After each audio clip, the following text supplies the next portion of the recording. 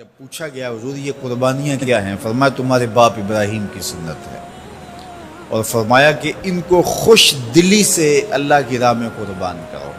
قیامت کے دن یہ اپنے بالوں کے ساتھ، اپنے سینگوں کے ساتھ اور اپنے کھروں کے ساتھ آئیں گے، اور یہ بھی ارشاد فرمایا کہ کل پل صراط پر یہ سواریاں بن کے تمہیں پل صراط سے پار لگائیں گے۔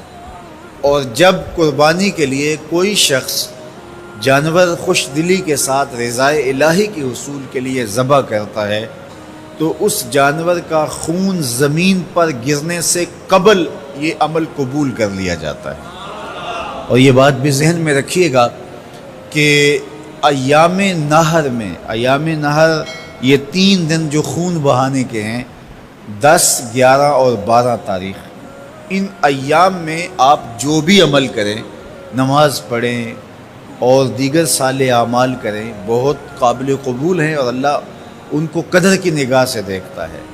لیکن ان ایام میں جو سب سے زیادہ اللہ کو محبوب عمل ہے وہ راہ خدا میں خون بہانا ہے، قربانی پیش کرنا ہے۔ تو قربانی کا کوئی اور متبادل نہیں ہو سکتا۔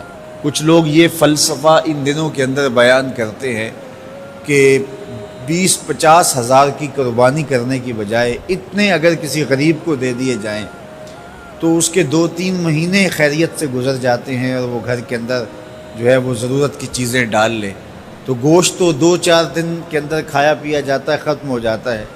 لیکن اگر اتنے پیسے کسی غریب کے گھر دے دیے جائے تو یہ اچھی بات ہے۔ تو اسلام کب اس عمل سے روکتا ہے؟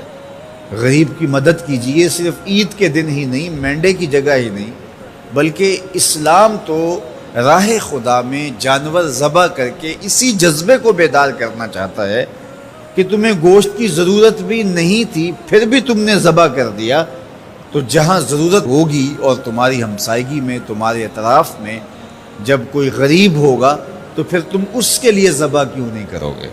اس کے لیے تم قربانی کیوں نہیں کرو گے؟ اِثار کیوں نہیں کرو گے؟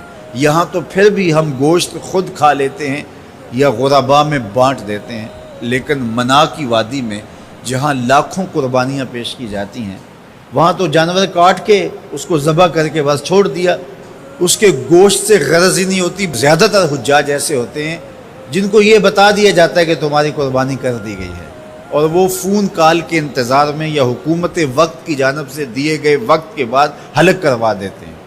تو انہوں نے نہ اپنا جانور دیکھا ہوتا ہے، نہ اس کو ذبح ہوتے دیکھتے ہیں، تو صرف انہیں ٹائم بتلا دیا جاتا ہے یا ان کو کال کر دی جاتی ہے تو یہ ان کے لیے کافی ہوتا ہے۔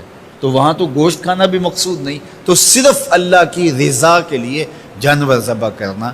تو جب رضائے الہی کے لیے جانور ذبح کرنے کا جذبہ پیدا کر کے تمہیں راہ خدا میں خرچ کرنے کی ترغیب دی جاتی ہے تو پھر تم پورا سال خرچ کرو گے، تمہارے لیے کوئی مشکل اور کوئی مشقت نہیں ہوگی۔